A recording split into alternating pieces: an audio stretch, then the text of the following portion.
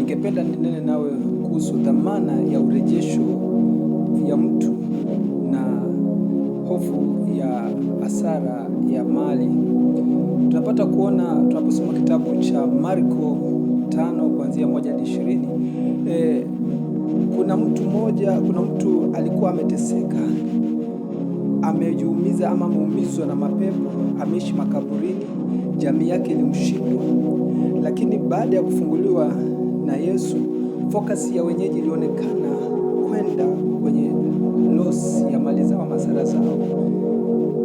Wakati mwingine jamii inaweza kuona zaidi gharama ya mabadiliko kuliko dhamana ya maisha yaliyorejeshwa. Huona gharama tu ya mabadiliko, lakini hawaangalii dhamana ya maisha yaliyorejeshwa. Hebu tuangalie katika kitabu cha Marko 5 kuanzia mstari wa kwanza. Tasoma kwa haraka. Biblia inasema namna gani? Wakafika ng'ambo ya bahari mpaka nchi ya Wageresi, na alipokwisha kushuka chomboni, mara alikutana na mtu ambaye ametoka makaburini, mwenye pepo mchafu. Makao yake yalikuwa pale makaburini, wala hakuna mtu yeyote aliyeweza kumfunga tena hata kwa minyororo, kwa sababu alifungwa mara nyingi kwa pingu na minyororo. Akaikata ile minyororo na kuzivunja zile pingu, wala hakuna mtu aliyekuwa na nguvu za kumshinda. Na siku zote usiku na mchana alikuweko makaburini na mlimani, akipiga kelele na kujikatakata kwa mawe. Naye alipomwona Yesu kwa umbali, alipiga mbio akamsujudia, akapiga kelele kwa sauti kuu, akasema, nina nini nawe, Yesu mwana wa Mungu aliye juu? Na kuapisha kwa Mungu, usinitese, kwa sababu amemwambia, ewe pepo mchafu, mtoke mtu huyu. Akamuuliza, jina lako nani? Akamjibu, jina langu ni Legioni, kwa kuwa tu wengi. Mstari wa 15, wakamwendea Yesu, wakamuona yule mwenye pepo ameketi, amevaa nguo na ana akili zake, naye ndiye aliyekuwa na lile jeshi. Wakaogopa, na wale waliokuwa wameona waliwaelezea ni mambo gani yaliyompata yule mwenye pepo na habari za. Hapa tunapata kuona wakati Yesu alipovuka kwenda ng'ambo ya pili, akafika katika mji wa Geresi, alikutana mtu wa kwanza aliyekuwa anateseka, amefungwa na mapepo, anateseka kwa kujiumiza, kujikatakata. Wenyeji walishindwa kumdhibiti, walijaribu kila mbinu, watu wa familia, watu wa jamii, wakashindwa kumdhibiti mtu yule, kwa kuwa alikuwa amejawa na mapepo wachafu. Na hao pepo walimtumia kumtesa usiku kucha na mchana. Hakuwa na amani, halali wala tulii. Walijaribu kufunga kwa minyororo, pingu, lakini kwa kikata. Maandiko yanasema hakuna hata mmoja aliyeweza kumdhibiti ama kumshinda, kwa maana alikuwa na nguvu nyingi zaidi.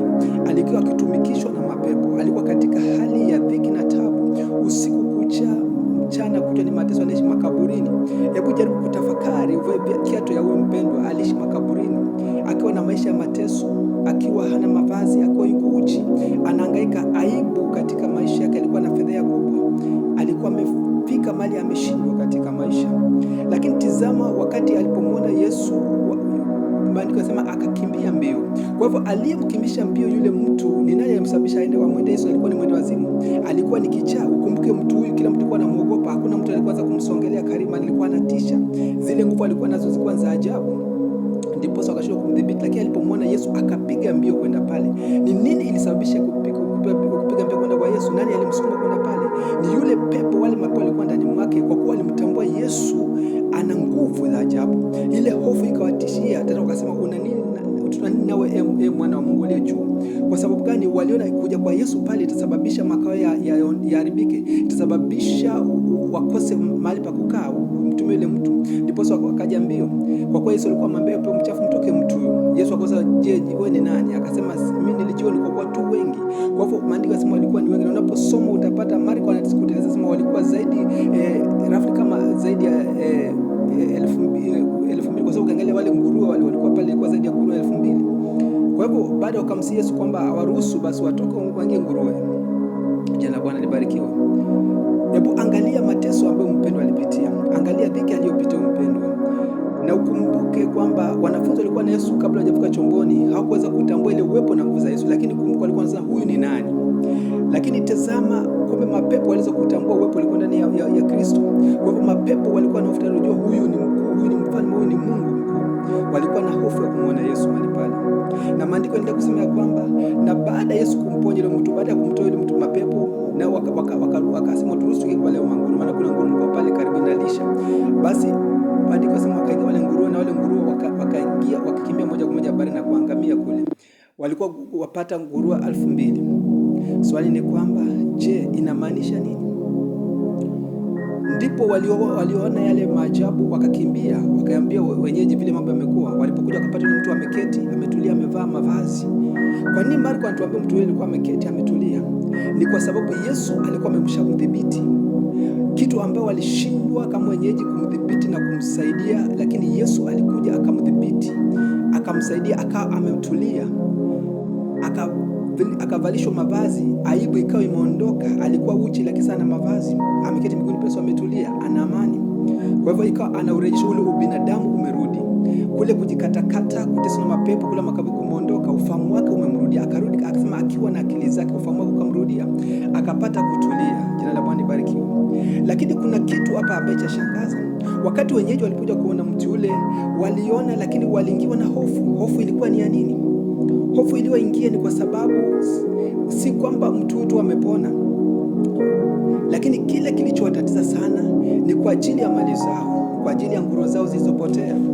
Kwa hivyo ukiangalia baadhi yao hawakuona sana, walikuwa na hofu ndio, lakini ile dhamana ya upendo kufungulia hawakuiona. Kile walichoona walihesabu hasara ya mali zao. Hawakuona dhamana ya mtu alikuwa akiteseka na kufinyilika katika mateso na matatizo, kulala makaburi na kujikatakata kwa mawe akiwa uchi na masumbuko. Hawakuona hizo fedha, hawakuona dhamana ya kufunguliwa kwake wengi wao, lakini waliona dhamana sana, waliona hasara pia zaidi ya mali zao. Bwana jina Bwana libarikiwe. Kama ninavyosoma katika mstari wa 17, inasema na gani, wale wenyeji wakaanza kumsihi aondoke mipakani. Kwa nini walimsihi Yesu aondoke mipakani? Kwa sababu mali yao ilikuwa imeangamia. Nguruwe zao, kitega uchumi chao, uchumi ulikuwa umeangamizwa na yale mapepo, maana ulikuwa ni jeshi kubwa la pepo. Ikasababisha sasa wakahofu kwamba Yesu akizidi kukaa mahali pale watazidi kupoteza mali zao kwa wingi, watazidi kuingia hasara kwa vitu vyao. Ndio maana wakamsihi Yesu aondoke mahali pale. Kwa hivyo tunapata kuona namna gani huyu mtu baada ya kufunguliwa kwake ilikuwa ni furaha na wokovu na neema aliyopata kwa Mungu, lakini kuna baadhi ya watu hawakufurahishwa. Kuna baadhi ya watu waliona hasara kutokana na kufunguliwa kwa mtu. Na hata sasa katika maisha naishi, kuna watu wanaona kufunguliwa kwako ni hasara. Kuna watu ulikuwa unaishi nao usiku na mchana kwenye vilabu vya usiku mchana kwenye vilabu, kutoka pale kule kwenye mitaro, lakini wakati umekombolewa kufunguliwa kutoka katika mitego na minyororo ya utumwa wa mapepo, waanza kulaumu, waanza kusema huyu mtu, waanza kuhesabu hasara, wana ile faida, wana kama hauna faida kwao tena. Kuna watu walikuwa wana maisha magumu, maisha ya umaskini na ufukara, maisha ya kutangatanga, maisha ya kuraranda, wengine wanabasha wanaume, wanawake, maisha ya ukahaba. Lakini Yesu alipomfungua kutoka katika maisha yao, kuna watu hawahesabu dhamana ya kufunguliwa kwako, wanaona hasara kwa kuwa wamepoteza mtu wao. Jina la Bwana libarikiwe. Naomba Mungu leo akajalie, akafanye dhamana yako ya kufunguliwa kwako ionekane. Wacha ukahesabike bora, wacha dhamana yako ionekane, dhamana ya kufunguliwa kwako, dhamana ya kuokolewa kwako, wacha ionekane. Wasione tu hasara, bali waanze kuona faida ya kufunguliwa kwako.